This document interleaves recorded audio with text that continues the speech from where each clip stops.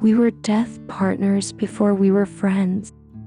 The day we met some 30 years ago, I was so pregnant with my first child, I resembled an overstuffed sausage about to burst its casing. I'd forsaken style weeks earlier when my shoes no longer fit. I couldn't even reach around my massive torso to shave my legs, limbs sporting enough hair to scrape clean a barbecue grill. You, on the other hand, had just wrapped up an open house and strode across my threshold for the first time, like a seasoned runway model. I'll never forget your chic, black pencil skirt, topped with one of those mustard-hued, real estate jackets you somehow made fashionable, while pivoting on heels resembling knitting needles. Your cropped, platinum hair parenthesized the diamond studs that shimmered from your ears. Your teeth were straight and white as a toothpaste commercial. I caught the subtle scent of an expensive perfume. The last fragrance I'd worn was surreptitiously torn from a magazine in my obstetrician's office. Our husbands, officers and gentlemen of the highest caliber, lost all decorum, leaving us post-introductions in the foyer, off to the den to watch football. Afraid they'll miss a Doritos commercial. You winked at me. I'm so envious, you said. You look amazing. I caught a hint of a southern accent. I stepped forward and stumbled over nothing as usual, and you gracefully caught me. Sorry, I'm so clumsy these days. I stuttered. Oh, darling, I tripped going upstairs, a loose cord my foot inevitably tangles in it. I get it, and I don't have a bowling ball around my abdomen. You took my elbow. Here, let me help you. Kitchen's good. Let's sit in the kitchen. If weasels could talk, they'd sound like me. You seemed so sincere, I could have wept in gratitude, but lately I cried at tissue commercials. This get-together was our husband's idea. It made me very nervous, the entire reason we needed to meet. Spooning one night with Jimmy, my only go-to position those pregnant days, he broached the subject. At first, I was incensed at the entire morbid concept. Jimmy had chosen you and Ken had chosen me. While he twisted a random strand of my hair, he went on to explain that your dad had been a CIA agent and you personally knew the likes of Oprah and Hillary. I'll admit, I was intrigued.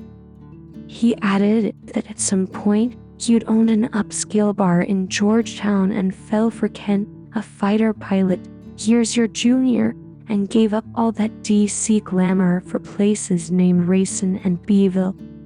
I was fascinated by the idea of you, so I agreed. Ken and Jimmy were more than just fighter pilots stationed in the same squadron. They'd become close friends, having spent the previous 6 months together on an aircraft carrier in the middle of the Mediterranean Sea. Our meeting was essential to the cause. Technically speaking, we were an assignment of theirs which they mandatorily had to carry out. Their detachments were intensifying. They needed us to like each other. Meanwhile, you cursed like a pirate, housed enough gossip to warrant your own radio show, and fiercely loved your man. Within a half hour, I was putty in your palms. We laughed about things as if we'd been friends for years. You made the extreme business at hand less overwhelming. While the guys watched television, we sat in my tiny, sunny kitchen and reviewed the government-issued paperwork in front of us. Form DD 193 was mandatory for married officers in special ops. Signing these forms meant one of us would be present if the other was informed her husband was killed in action. You and I were total strangers discussing a contract where we'd bear witness to each other's worst nightmare. Before signing, you took my hands in yours. I know we just met, but you need to know something. Your tone was hushed, your hands warm, and momentarily, I was both comforted and confused. If uniforms show up at my door flanking you, I'll know because they only come in person if your husband is dead. Injured, they'll call. And let's get real, who simply gets injured should something go awry in a jet traveling 1,500 miles an hour? You sighed and I felt myself stiffen. I feel obligated to inform you before you sign on. Should I see you at my door, flanked by uniforms, I will simply excuse myself, get Ken's gun, put the barrel in my mouth, and pull the trigger. Discussion is off the table. I gasped. I knew you less than an afternoon and you were serious. You continued, something about Ken being your universe. Not wanting to live in a world without him. Promise never to tell anyone, especially Jimmy. In utter shock, I reluctantly nodded. You let go of my sweaty palms, flamboyantly scratched your signature on the bottom of your copy of Deed Done 193, grinned and slid it over as though you'd just sold me a duplex. That day, we passed bits of ourselves back and forth like poker chips. I was intoxicated by your this and that of such minutiae as your latest guacamole recipe, the upcoming masquerade gala, and the commander's wife who thinks she shits ice cream. Yet somehow I read through your gregariousness. At one point you asked to touch my belly because all you really wanted to know was what it felt like to be pregnant. I placed your delicate hand on the wave of my abdomen. Something more than my baby swelled inside me that afternoon. It was the seedling of our friendship. Early on, you confided in me that you couldn't have children. Your mother had taken a prescribed drug during her only pregnancy that ultimately killed the poor woman and robbed you of a mom and a uterus. I felt pain in my heart to my very core. I had no words, not like you. All I said was, you'd make an amazing mom. I wish I'd told you then that I was honored to share my children with you. I'd even consider having one for you. But I knew you'd have straight up asked me if you wanted my help, even my viable uterus. And I'd have said yes with the certainty I did when Jimmy proposed. When Jimmy and I met in college at 17, he was determined to be a pilot. A true benevolent warrior, he spared spiders, built surprise snow families in the middle of the night, and under his breath whispered 2 points when anything he tossed landed in the trash can.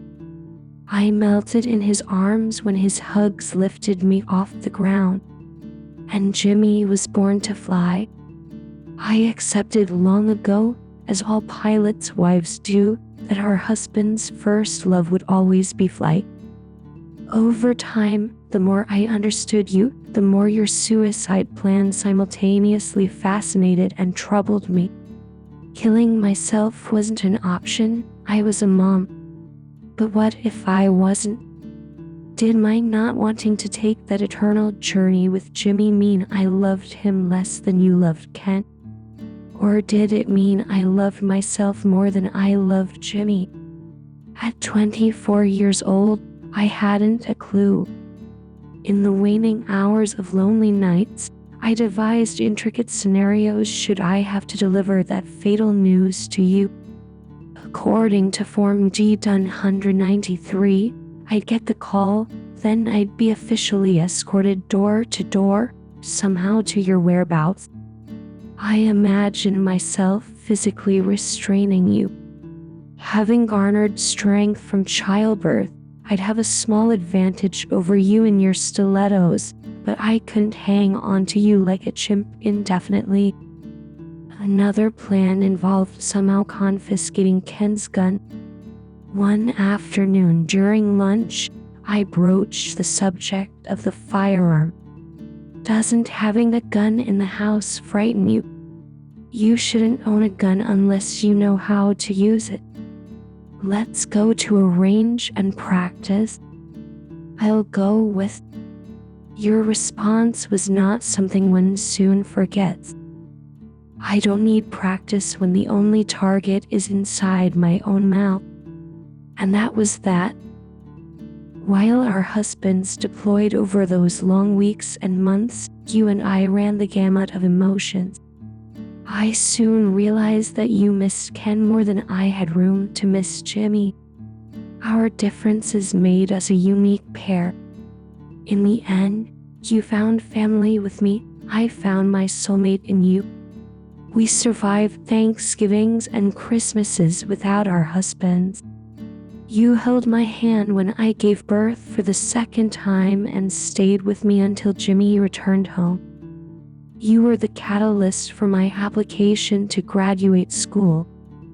One of my fondest memories of you was the evening we braved our first and only Officers' Wives Club meeting.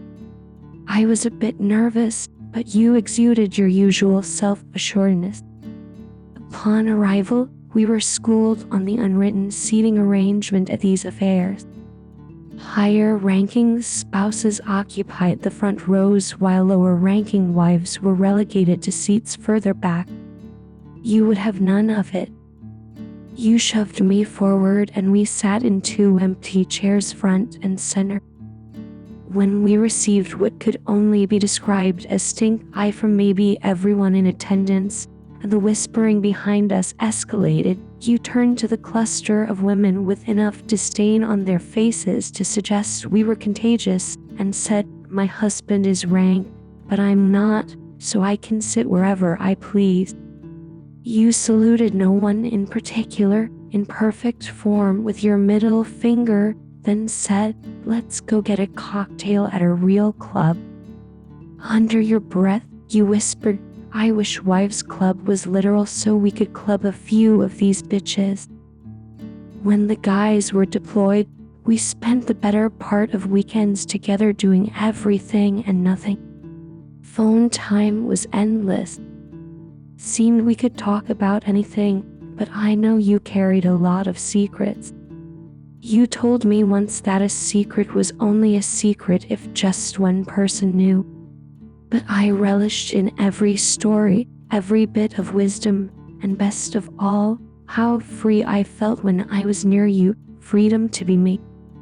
I recall a day that last summer at the beach, a conversation you and I had about hormones, pesky unpredictable little shits you referred to them.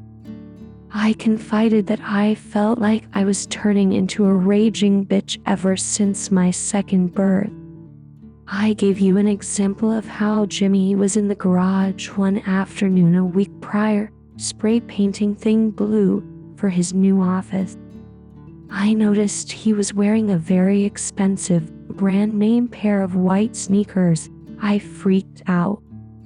Told him not only was he selfish for getting shoes that cost more than their electric bill without mentioning it, but who in the hell paints in white sneakers anyway?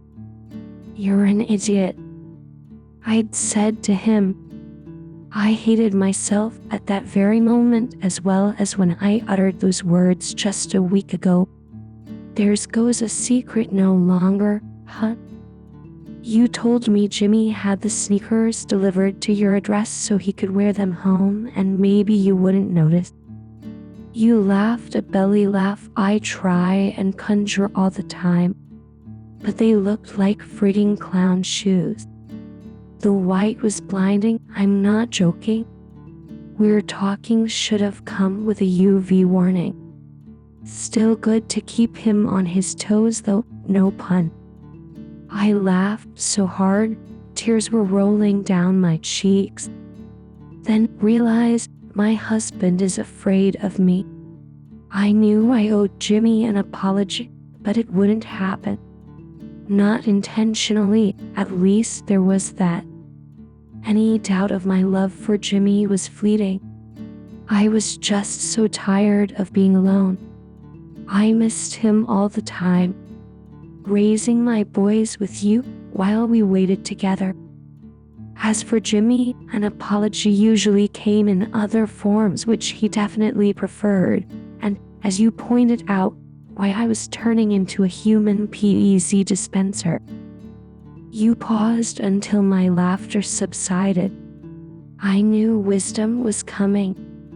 We signed on for this, and besides, can you imagine a life without Jimmy and those babies? I could not. I told you I finally understood you not wanting to go on should you lose Kent after years of so much. When you and I first met, I was a very different person, right? You didn't respond. I was definitely a kinder, more forgiving person. Children have changed me. I woke up about a month ago and realized I was my mother. I feel awful. Jimmy deserved to have those damn sneakers. You're right, as usual. Why do you even like me? Don't be ridiculous. I love you. First of all, you'd always say that when I tried to point out over the years that I'd be emotionally dead without you. So you're stuck with me forever, silly girl. You always said that too. How much I wish that one were true. And you, my friend, are the best damn mom I have ever met. And there it was, the gem, the pearl I never wanted to imagine my life without. All along the way, the good, the bad, the hilarious, I never wanted to contemplate a time we'd be forced to go our separate ways. I finally understood you not wanting to live without Kent. When it inevitably happened, it was a gut punch. After years of unforgettable friendship, our husbands were given official new orders. They'd be deploying to Libya for a month before moving on to separate bases on opposite, but thankfully, American coasts. We spent our last Sunday together gorging on barbecue, laughing and relaxing on deck chairs while my sons played on their new swing set. It felt like any other get-together the four of us had had over the years, but it wasn't. We tiptoed around the subject of our impending separation, but it loomed large that entire day till dusk and mosquitoes took over. Jimmy left before dawn the following morning and I was rendered wide awake. I distracted myself with moving preparations, not wanting to think about missing my husband for yet another 4 weeks. I also tried not to imagine a life where I may go months, perhaps years, without seeing you. By mid-afternoon, exhaustion hit me like a tranquilizer dart, and I lay down with my boys for a sweet, overdue nap. The sound of the phone ringing woke me, but when I whispered a groggy hello into the bedside handset, I only heard dial tone. My blurred reality was interrupted again. This time it was the doorbell.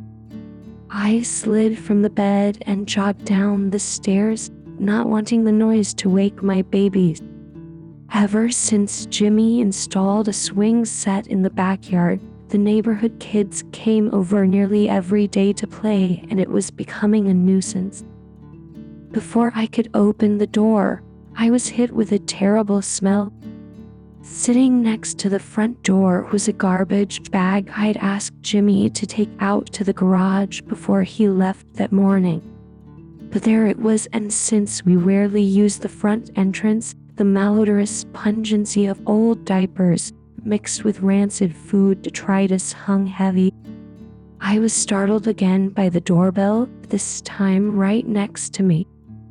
The neighborhood kids could wait. I had to get rid of the bag first.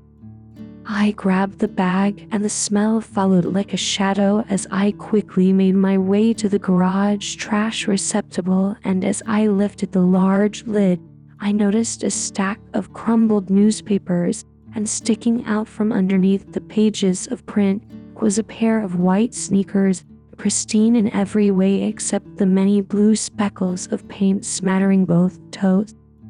My husband was hiding those shoes from me. I started to cry, but I knew you would somehow find humor in the whole situation. Back inside, doorbell now incessant, I finally yanked open the front door, expecting the familiar motley crew of youngsters or some salesperson, only to be greeted by something altogether different. Idling at the curb were two sleek black town cars with tinted windows and side doors displaying Department of Defense decals. For a split second, I was confused until the pieces quickly fell into place. The phone call combined with this wall of uniformed officers crowding my doorstep was in line with DD 193. My knees went weak because there was only one explanation. I would have to inform you that Ken was dead. I grabbed the door frame for support. I'd prepared for this moment, certainly fixated on it more than most military wives. I stifled a sob. There was time to cry later. I took a deep breath. I can do this for you. What about my boys? I was so busy being friends with you that I never bothered to be friends with anyone else. You were the one I'd have called in such a circumstance. The tallest of the men looked uneasy in his stiff dress blues as he gestured to his right towards a uniformed woman. Dr. Graham is a child psychologist. She'll stay as long as needed. Reassured the boys were probably in safer hands than my own at the moment, I shifted focus. I gathered the strength to divulge what you had planned. I know, it's a huge betrayal of our promise, but I didn't care. I knew the plan and I was terrified. I clamped my damp eyes shut and prayed this was just a bad dream. I was still napping. Unfortunately, when I opened my eyes, the officers were still there. I was about to speak when they slowly parted, as if on cue. That was when I saw you.